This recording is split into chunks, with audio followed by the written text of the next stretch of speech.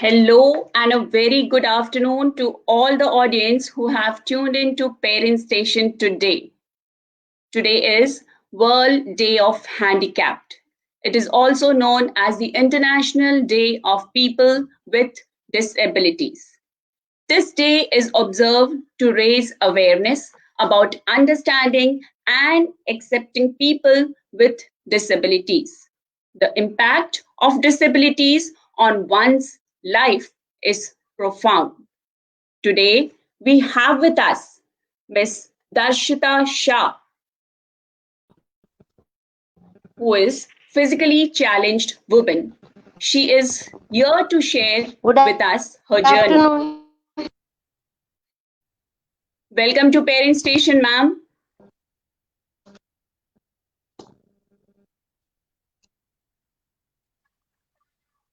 Thank you so much. Good afternoon. In spite of being disabled, she has left no stone unturned. I will just brief you about her profile. Ms. Darshita Shah owns 19 educational degrees with 5 master degrees: Masters in Commerce, Masters in Laws, Masters in Computer Application, Masters in Statistics, and Masters in Business Administration. She is an activist, a poet, and most importantly, a social worker. She has received 15 different awards. To name them few: Women Pride Awards 2015, Best Social Worker Award from Governor of Gujarat, Gujarat State Award. Her name is registered in Limca Book of Awards, India Book of Records, and IIM Awards, and the most prestigious award, President Award 2013. She plays different roles in various institutions: an officer on special duty in Apang Manav Mandal, managing trustee of Dashu Care Public Charitable Trust, president of Rotary Club, vice president of Lions Club. She's also attached with various institutions like IIM Ahmedabad, NID STEP, Nirma School of Management, and the list goes on. Wow, Darshita ma'am, how do you manage all this? Welcome to Parent Station once again, Darshita ma'am. So, my first question goes to you, Darshita ma'am. आपको जब पहली बार पता चला कि आपका 90% of body एक normal इंसान की तरह आप काम नहीं करने वाला, तो आपको कैसा लगा?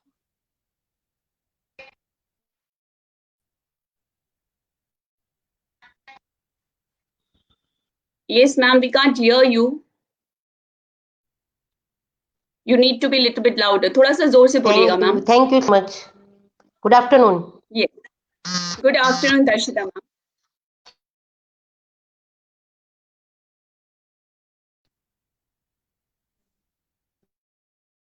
दर्शिता मैम, आपको थोड़ा सा जोर से बोलना पड़ेगा। आपका माइक का पास में कर लीजिए।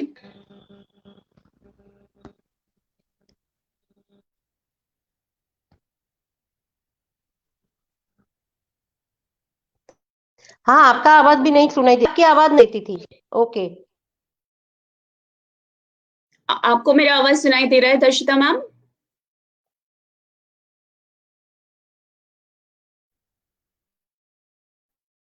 Sorry audience, please bear with us. We have some network glitch. Good afternoon.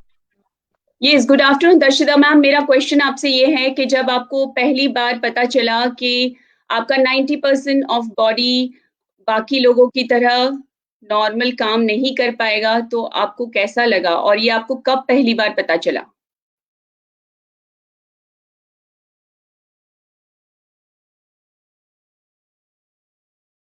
Darshita ma'am, आप मुझे सुन पा रहे हैं?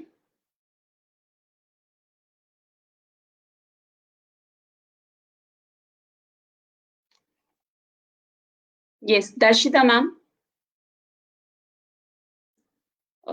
Extremely sorry, audience. We'll just wait for a few minutes for her to connect with us again.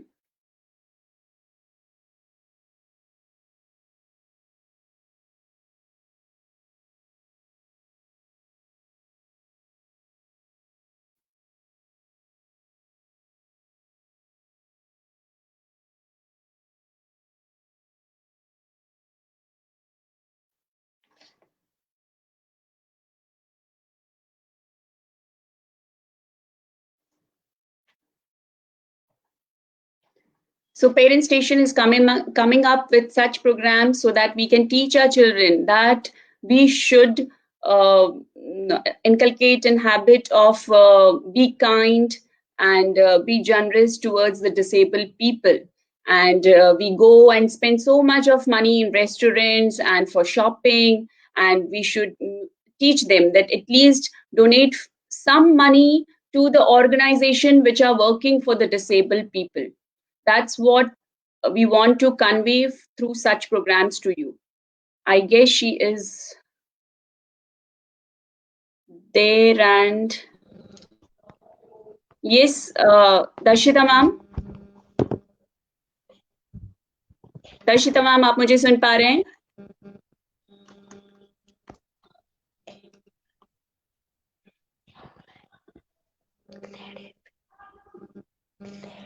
Yes दर्शिता ma'am, आपका अगर video नहीं आ पा रहा है कोई बात नहीं, आप ऑडियो से कनेक्ट रहिए ma'am.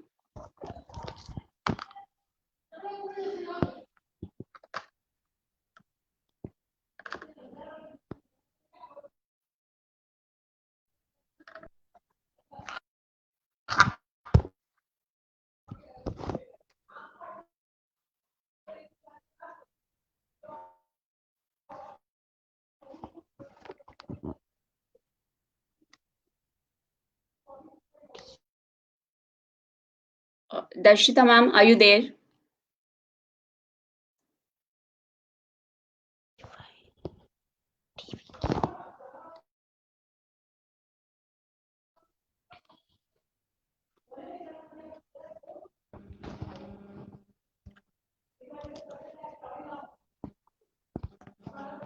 Hello. Extremely sorry. Yes, Darshita ma'am. We can Hello? hear you very nicely. Yes, Darshita ma'am, we can hear you. Darshita ma'am, आपको मैं सुनाई दे पा रही हूँ? Am I audible to you? Yes, Darshita ma'am, आप सुन पा रहे हैं मुझे? Hello.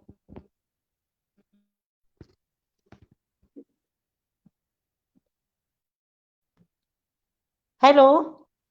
Yes, दर्शिता मैम, हम सुन पा रहे हैं आपको।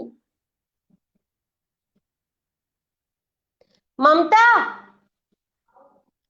दर्शिता बंद मैम, है आप वो। बोलिए, हम सुन।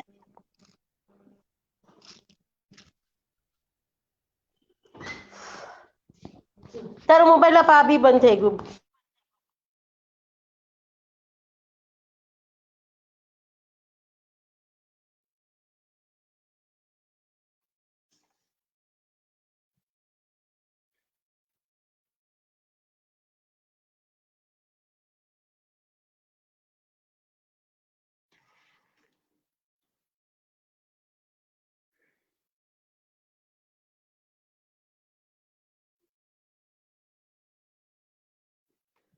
यस दर्शिता मैम, आपको बस ऑडियो ऑन कर दीजिए आप।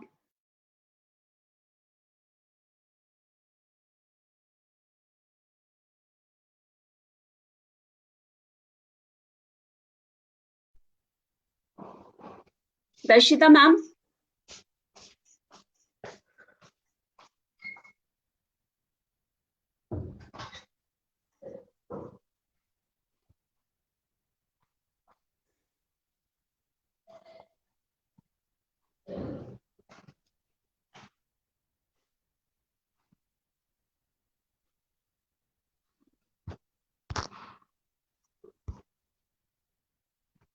extremely sorry audience, there is some glitch from her side. Yes, Hello. yes Darshita ma'am, very much audible. आप मुझे सुन पा रहे हैं? थैंक यू, एक मिनट, 1 Yes, minute we please. begin with now yes, दिखाई extremely दे रहा audible. है? Yeah, we begin. Okay. My first question goes to you ma'am. Okay, I'm so sorry, first of all I'm so sorry. It's okay, ये सारे issues अभी technical है, we can't help, it's okay ma'am. Okay. So my first question goes to you ma'am कि जब आपको पता चला कि आपका 90% ऑफ बॉडी एक नॉर्मल इंसान की तरह नहीं काम कर पाएगा, ये आपको कब पता चला और क्या रिएक्शन था आपका? मुझे जब पोलियो हुआ तो उस टाइम मेरी उम्र सिर्फ 9 महीने की थी। तो ओके। उस टाइम तो पता नहीं चलता कि ये क्या हो गया है, लेकिन my parents was shocked. Mummy papa shocked हो गए थे कि कुछ पता नहीं चलता था कि क्या करे क्या ना करे। ओके। सो हम्म। जब आपको पता चला, जब आपने जाना कि अब मैं एक नॉर्मल बच्चे की तरह नहीं खेल कूद पाऊंगी, तो आपको क्या महसूस हुआ? वैसे तो इतनी तो कभी मुझे महसूस करने ही नहीं दिया मेरे पेरेंट्स ने और मेरे फैमिली ने, मेरे भाई और बहनों ने, कि मुझे ये पोलियो है और आई एम डिसेबल और आई एम स्पेशल चाइल्ड। जो उन लोगों की अपब्रिंगिंग हुई थी उसी टाइप मेरी भी अपब्रिंगिंग हुई। उन लोगों को नॉर्मल स्कूल में पढ़ाई की उन लोगों ने, मेरा भी एडमिशन नॉर्मल स्कूल में ही हुआ था। बस इतना है कि मैं चल फिर नहीं सकती थी बस। बाकी अपब्रिंगिंग नॉर्मल बच्चों की से ही मेरी हो रही थी। मुझे ऐसा लगने ही नहीं देते थे कि मुझे पोलियो है और या एम डिसेबल्ड, कुछ नहीं। घर में एटमोसफियर भी ऐसा था कि सब एक है और सब एक जैसे हैं। बहुत अच्छी बात है ये। एंड हम्म। आपके आस-पास नेबर्स या फिर आपके रिश्तेदारों में आपकी तरफ कोई उनका रवैया चेंज हो जाना या कुछ उनके सारे। हाँ, वो लोग जो नेबर्स थे या आसपास लोग थे वो, मैं काफी तर बाहर नहीं निकलती थी क्योंकि 90% डिसेबिलिटी के हिसाब से, और उस टाइम पे इतनी अवेयरनेस नहीं थी, व्हील चेयर्स नहीं थी, और जहां भी जाते थे मम्मी पापा गाड़ी में ले देते थे पेरेंट्स। और काफी टाइम मैं घर पे ही रहती थी और बहुत बाहर नहीं जाती थी क्योंकि इतना डिसेबल हो बच्चा हो जब हो आपके पास तो इंसान सोशली कट ही हो जाता है। बिल्कुल, बिल्कुल। ऐसा हम्म। कोई समय जब आपको ऐसा लगा हो कि क्यों मेरे साथ ये हुआ? कभी कभी होता था, जो पढ़ाई के वक्त होता था कि स्कूल में नहीं जा सकती थी, घर पे बैठ के पढ़ना पड़ता था, तब ऐसा होता था कि ऐसा क्यों हुआ। लेकिन मैंने एक्सेप्ट कर लिया था कि भाई ये जो है तो है, स्वीकार कर लिया था। और आपकी इंस्पिरेशन कौन रहा है सबसे ज़्यादा आपके घर में, आपका इंस्पिरेशन और आपका सपोर्ट सिस्टम? मेरा सब सपोर्ट सिस्टम मेरे फैमिली है, मेरे पेरेंट्स, मेरी सिस्टर्स, सिस्टर इन लॉ, मेरा भाई है, ब्रदर इन लॉज है, और उनके बच्चे हैं। सब सब मुझे इतनी हेल्प करते हैं और इंस्पायर करते हैं कि नहीं भाई हम हैं आपके साथ और हमेशा रहेंगे। Very nice. आप भी इतना सपोर्ट है तो नेचुरली बहुत अच्छा है। एंड आप एक एनजीओ भी चला रहे हैं, आप अगर उसके बारे में कुछ बता पाएंगे हमें? हाँ, वो मैं एनजीओ चला रही हूँ। जब मुझे पोलियो हुआ था तो फिर पढ़ाई के बाद मैंने बीकॉम किया, एमकॉम किया। पढ़ती इसीलिए रही इतना से ज्यादा कि भाई ये एक एनवायरनमेंट खड़ा हो बाहर, एक्सेसिबिलिटी हो, पब्लिक बिल्डिंग में रैंप हो, लिफ्ट हो, इसलिए मैंने पढ़ाई जारी रखी। लेकिन कोई ज्यादा फर्क नहीं हुआ, वैसे कि वैसा एनवायरनमेंट रहा। एक्सेसिबिलिटी फिजिकली चैलेंज के लिए एक्सेसिबिलिटी न के बराबर, अभी भी न के बराबर है। जहाँ पे है तो जस्ट सेफ ऑफ स्टेइंग ही है, मीन्स आपके लिए है। लेकिन जो रैंप होता है वो स्टीप होता है, फिर लिफ्ट होती है तो लिफ्ट इतनी छोटी होती है कि भाई हमारी व्हीलचेयर तो अंदर जा ही नहीं सकती। और अभी जो इलेक्ट्रिक व्हीलचेयर आई है, बैटरी से चलती है, वो व्हीलचेयर थोड़ी बड़ी होती है तो वो।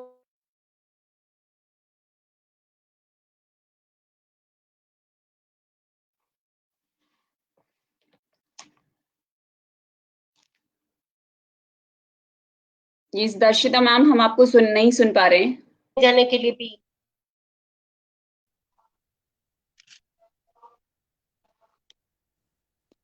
जी, बोलिए मैम। हाँ, तो मैं पब्लिक ट्रांसपोर्ट तो यूज कर ही नहीं सकती, और फिर जॉब के लिए भी ट्राई किया, लेकिन जॉब के लिए भी वही दिक्कतें आई। वॉशरूम भी इतने अवेलेबल नहीं है, जो अवेलेबल है वो भी एक्सेस नहीं कर सकते। इसलिए मैंने घर पे बैठ के पढ़ाई जारी रखी, और जो भी एनजीओ में सेमिनार होते थे, वर्कशॉप होती थी, वहां पे जाती थी। मैं 1989 से ये सोशल फील्ड में हूँ।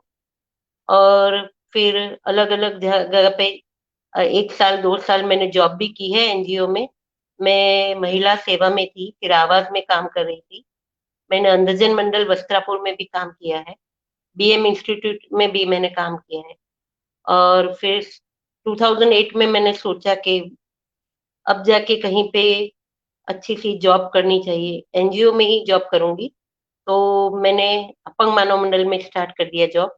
वहाँ के ट्रस्टी क्षितिज भाई शाह ने मुझे काफी हेल्प की। वहाँ के ट्रस्टीज भी बहुत अच्छे हैं, को वर्कर्स भी बहुत अच्छे हैं। तो वहाँ पे मैंने वीक में 2 बार जाती थी और 2 घंटे बैठती थी बस। फिर 2009 में उन लोगों ने बोला कि भाई आप हर रोज आओ, और आप भले 2 घंटे आओ लेकिन हर रोज आओ आप। तो फिर मैंने वहां पे काम करना चालू कर दिया।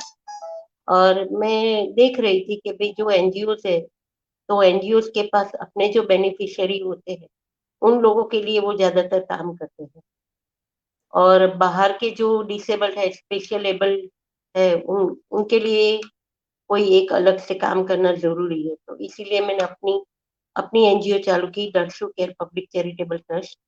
2009 से लेके आज तक वो चालू है। इसमें मैं डिसेबल जो होते हैं, स्पेशल एबल होते हैं, नॉर्मल लोग होते हैं, उनके लिए, उन लोगों को एप्लांसिक चाहिए, किसी को स्कूल फी चाहिए, कॉलेज फी चाहिए, एजुकेशन रिलेटेड बुक्स चाहिए, तो वो सब ये एनजीओ में मैं से प्रोवाइड करती हूँ।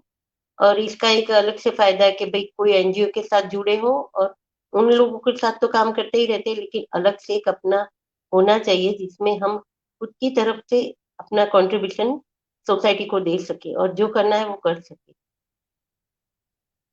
आपने इस टाइप पोएम्स से भी मैंने लिखी है एनजीओ मैम। किया है। इतनी सारी जगह आप कैसे पहुंच पाती है? बस एक तो फैमिली सपोर्ट है, फिर अंदर से एक मीन्स पैशन है, डेडिकेशन है, डिवोशन है कि मुझे कुछ करना ही है। और पूरा दिन में से तो और कोई काम तो होता नहीं, क्योंकि फैमिली ने संभाल रखा है, तो मैंने खुद के लिए ही काम करना है, तो फिर टाइम मिल जाता है। और एक बात वो भी है कि अगर कुछ करना है तो अगर हिमालय चढ़ना है तो इंसान चढ़ सकता है। बस मन में एक लगन वेरी होनी चाहिए, विजन होना चाहिए। और मेरा विजन है कि मुझे काम करना ही है, और अच्छी तरह से काम करना है। और मैं फिजिकली हूँ चैलेंज, मुझे मेंटल चैलेंज नहीं होना है। इसीलिए मैं काम करती रहती हूँ और अपने आप को बिजी रखती हूँ पूरा दिन। वेरी नाइस मैम, कितनी अच्छी बातें कही आपने। Motivation is that main thing, and आपको विजन है आपका कि आप कुछ करें, एंड इसी वजह से आप लगातार काम करती रहती है। ये सुन के बहुत अच्छा लगा। आप कविताएं भी लिखती हैं, आपने पोएम्स भी लिखी है, आपने एक बुक भी पब्लिश की है, थोड़ा सा उसके बारे में बताइए। हाँ, तो मैं ये जब 1989 में मैंने जब ग्रेजुएशन खत्म किया, तब मेरी मम्मी की डेथ हो गई। और तब मैं बहुत छोटी थी, और उसी टाइम मुझे लगा, 1 मिनट चालू रखो भैया, बंद कर भाई तू। तो 1989 से जब ये पहला शौक लगा मुझे, गहरा शौक लगा कि मुझे बहुत गहरा शौक लगा था, तब तो मैंने एक दिन बैठी थी, मम्मी की डेट को 2 दिन ही हुए थे, और मैं बैठी थी।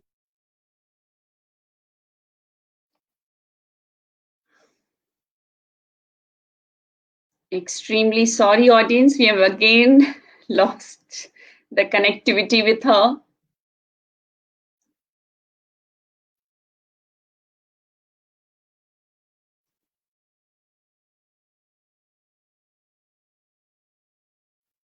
Please bear with us, we'll just wait for 1 or 2 minutes to join her again.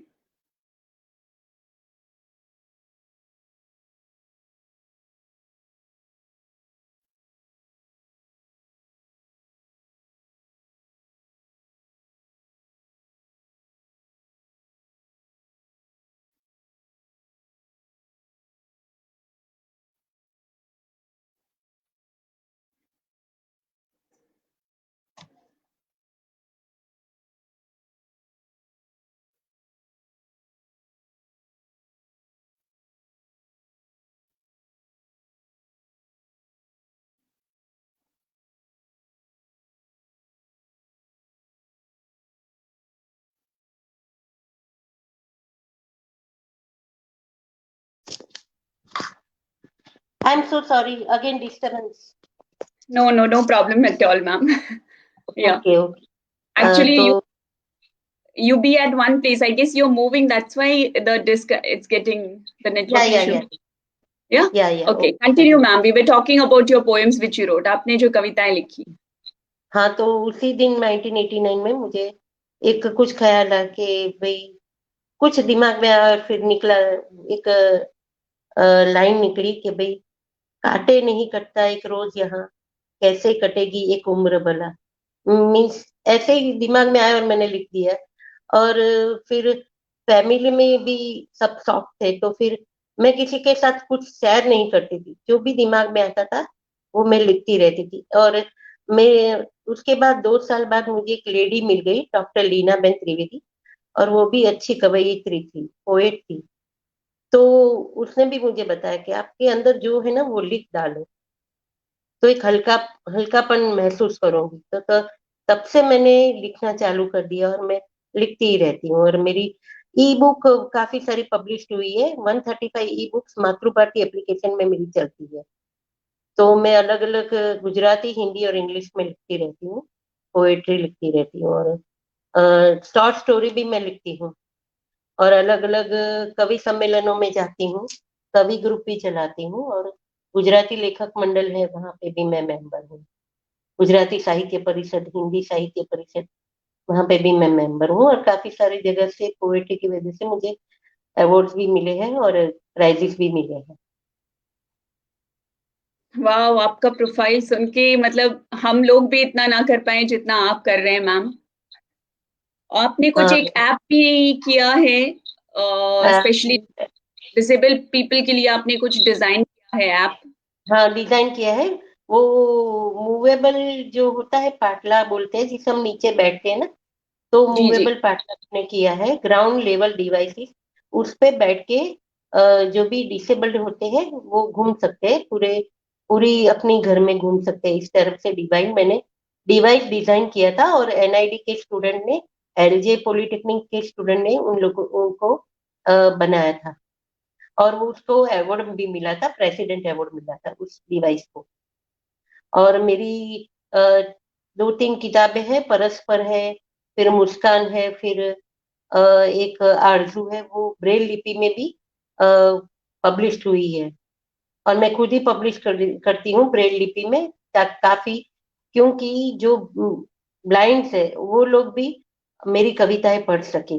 और ये एक नया प्रयोग है, क्योंकि ऐसी किताबें अवेलेबल नहीं है, खास करके पोएट्री में। तो इस टाइप की किताबें मैं पब्लिश करती रहती हूँ। पोएम्स लिखना, डिवाइस बनाना, ऐप बनाना, my goodness. Darshita ma'am, you are truly a gem. Thank you. आप हमारे ऑडियंस को क्या मैसेज देना चाहेंगे, मैम?